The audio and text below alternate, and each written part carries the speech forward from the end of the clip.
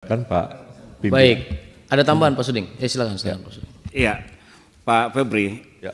yakinlah Komisi 3 itu memberikan dukungan penuh Pak Ya. atas langkah-langkah yang dilakukan oleh Kejaksaan. Cuman memang kita agak prihatin ya, dalam konteks penegakan hukum kita saat ini, katakanlah seperti itu dengan kasus Sarofrikat ini. Itu sekali lagi membuktikan bahwa keadilan itu sangat dipengaruhi oleh kekuasaan dan uang, kan begitu. Ya. Nah ini yang semangat dalam hal membersihkan ini, saya setuju Pak. Ya. Kejaksaan harus membersihkan ini, membongkar ini. Siap. Ya kan begitu. Karena masyarakat selalu menganggap bahwa keadilan berdasarkan ketuhanan, tapi kan keadilan berdasarkan uang, kan begitu. Nah ini harus dibongkar ini Pak. Nah sekali lagi Pak Febri, bahwa langkah yang dilakukan oleh Kejaksaan, kami dari Komisi 3, saya dari fraksi PAN memberikan dukungan penuh untuk itu ya, langkah-langkah yang telah dilakukan. Nah pertanyaan terakhir Pak Febri, tentunya Bapak kan dalam hal menangani kasus-kasus seperti ini kan akan ada feedback ya dari orang-orang yang tidak merasa nyaman, katakanlah seperti itu. Nah apakah selama ini Pak Febri dan kawan-kawan itu ada ancaman sehingga harus dijaga oleh TNI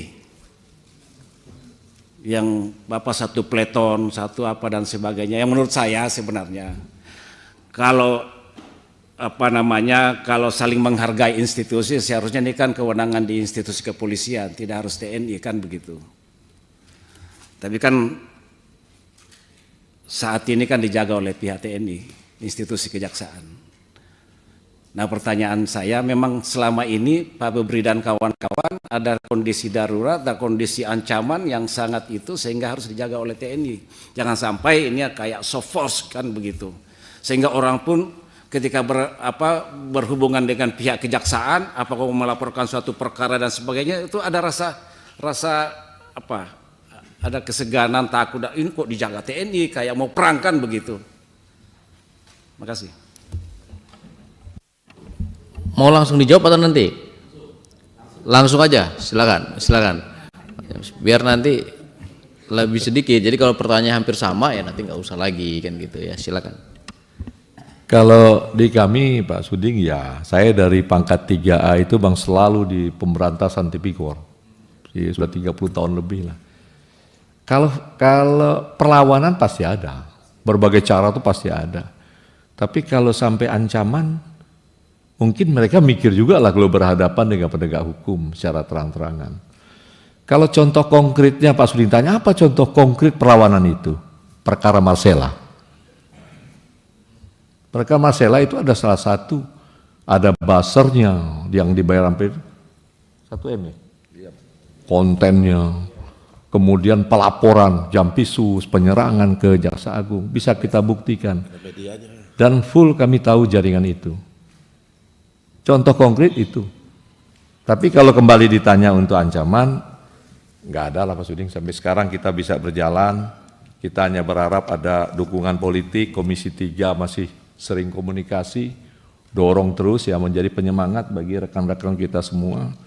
Karena saya dari awal menyampaikan, kalaulah penegak hukum yang berwenang menangani tipikor masih mengarahkan bidikannya ke perkara-perkara biasa, maka ini nggak akan pernah habis.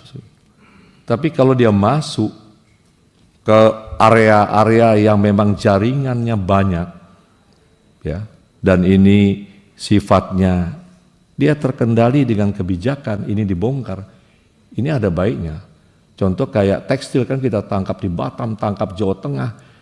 Karena kita lihat sudah sulit sekali industri tekstil ini bersaing. Apalagi kita harapkan waktu COVID UMKM ibu-ibu yang jualan satu kemeja tuh 65.000, 70.000, berat dia. Nah itu maka kita hajar. Tapi harapan kita selalu kita menyampaikan kepada kementerian yang leading sektor, tolong tata kelola diperbaiki, cegat barang masuk. Untuk menghidupkan. Saya meriksa Sritek dan Dunia Tek. Saya paham betul mereka kalah dalam bersaing dengan barang-barang impor. Kalau tidak bayar pajak, biaya masuk nggak dibayar, kalah. potensi pembeli kita 280 juta. Nah kira-kira seperti itu yang kita lakukan tindakan-tindakan. Kembali ke pertanyaan awal, kalau hubungan kejaksaan dengan Polri, ini dari tingkat jaksa pertama pasti terbiasa dekat Pak Sudi. Dia bertugas kayak saya umpamanya di Sungai Penuh daerah kecil, ya pasti ngumpul, Pak, makannya sama. Dengan Kasat Intel dekat hubungannya.